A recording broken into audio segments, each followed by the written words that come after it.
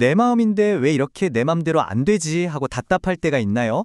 어째서 내 감정만 어린 시절 어느 한순간에 딱 멈춰버린 것 같다는 생각 혹시 해보셨어요? 오늘은 바로 그 이야기, 정서적 정체에 대해 한번 깊이 들어가 보려고 합니다. 정말 별것도 아닌 일인데 갑자기 둑이 터진 것처럼 눈물이 왈칵 쏟아지거나 스스로도 이해할 수 없을 만큼 화가 치밀어 오를 때요. 다 큰 어른인데 꼭 어린애처럼 굴고 나서는 뒤돌아서서 나 왜 그랬지 하고 자책했던 순간들 아마 있으실 거예요. 이상하죠.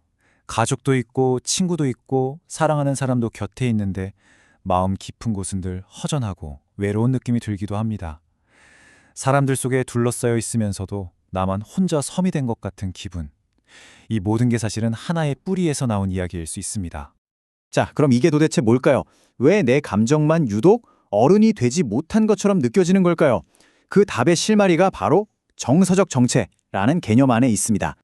정서적 정체라는 건요, 쉽게 말해서 어린 시절에 꼭 받아야 했던 따뜻한 관심이나 위로 같은 그런 정서적 영양분을 충분히 공급받지 못해서 감정을 다루는 능력이 딱 어느 시점에서 성장을 멈춰버린 상태를 말해요. 몸은 어른으로 컸지만 감정을 느끼고 표현하는 방식은 아직 아이에 머물러 있는 거죠. 이건 절대 의지가 약하거나 성격이 이상해서가 아니에요. 그냥 배울 기회가 없었을 뿐입니다. 그렇다면 이 정서적 정체는 대체 어디서부터 시작된 걸까요? 많은 전문가들이 그 원인을 정서적으로 미성숙한 부모에게서 찾습니다. 여기서 정말 중요한 게 있는데요. 이건 절대로 우리 부모님을 탓하고 비난하자는 게 아니에요. 그보다는 내가 자라온 환경을 객관적으로 한번 들여다봄으로써 지금의 나를 더 깊이 이해하기 위한 과정이라고 생각해 주시면 좋겠습니다.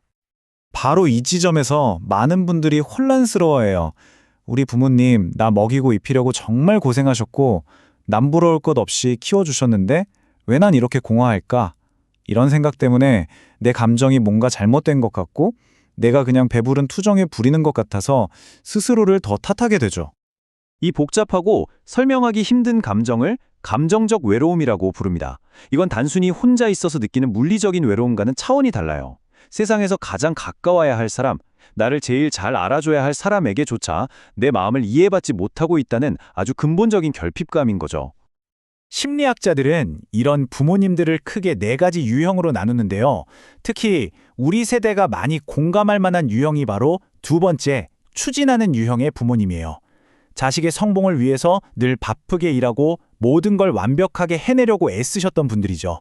그러다 보니 자연스럽게 자녀의 감정을 보듬어주기보다는 성취를 통해 사랑을 증명하도록 요구하게 됐을 수 있습니다. 자, 그럼 지금부터가 정말 중요합니다. 그래서 어른이 된 지금 우리에게 구체적으로 어떤 모습으로 이런 어려움이 나타나는지 한번 살펴볼 거예요. 들으시면서 이거 완전 내 이야기인데? 하는 부분이 분명 있을 거예요. 첫 번째는 바로 어른의 짜증 발작입니다.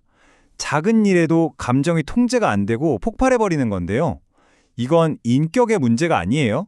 어린 시절에 속상하고 화날 때 스스로를 어떻게 진정시키고 다독여야 하는지 배울 기회가 없었던 내 안의 아이가 보내는 절박한 신호라고 이해해야 합니다.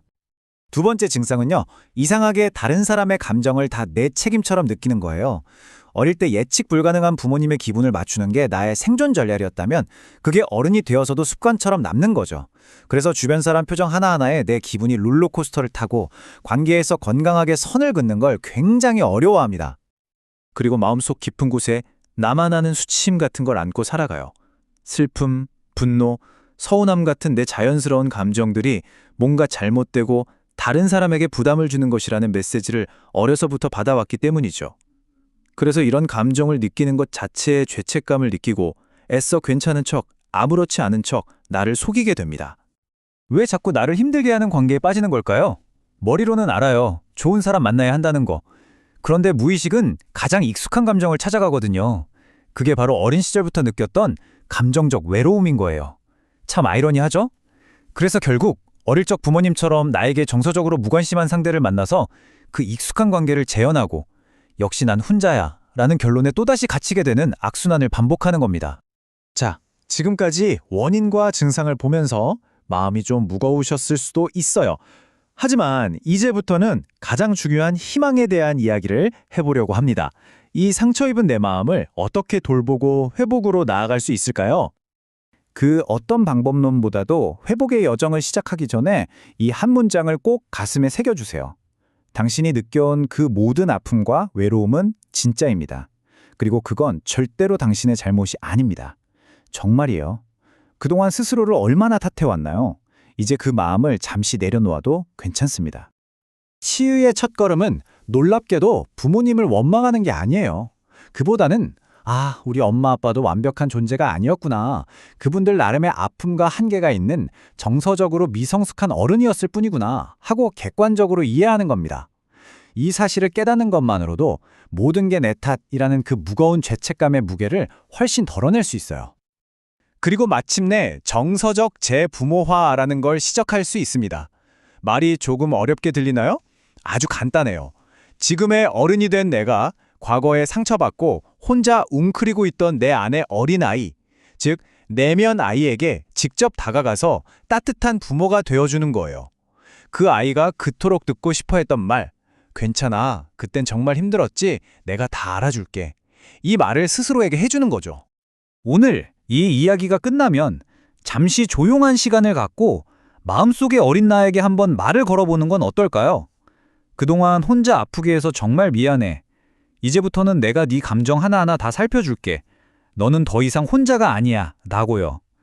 그 작은 시작이 멈춰있던 내 감정의 시계를 다시 흐르게 하는 가장 중요하고 위대한 첫걸음이 될 겁니다.